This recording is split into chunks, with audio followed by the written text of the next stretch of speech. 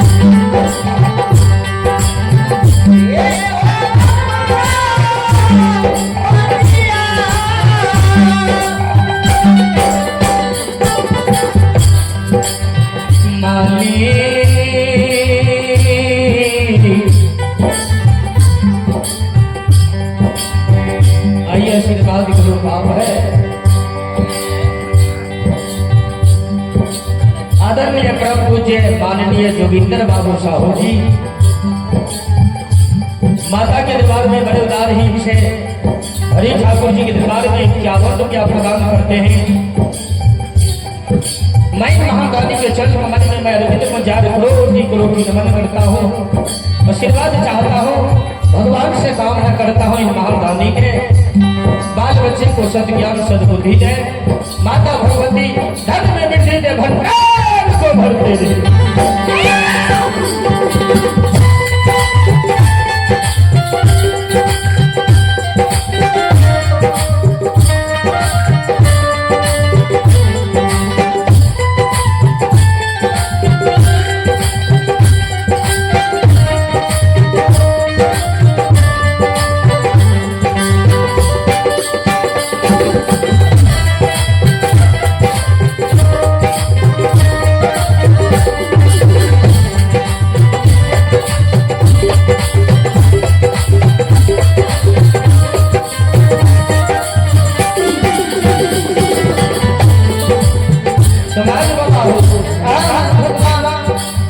उदय बादल के गुस्सा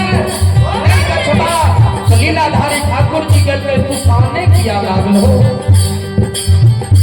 कल पे गुस्साए के माँ के बेटा उदय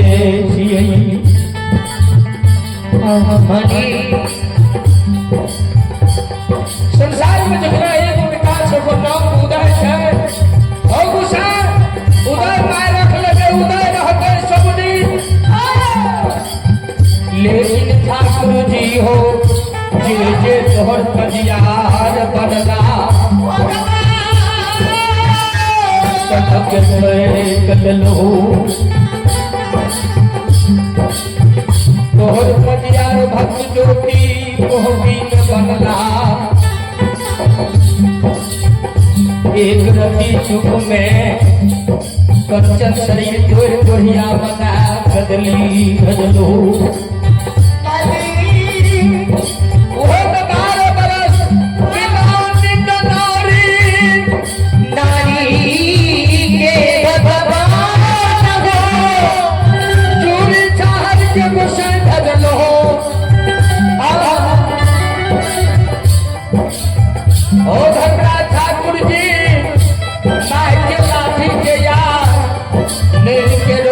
बेटा हो बेटा जे अगर पटियार बन जेता आगे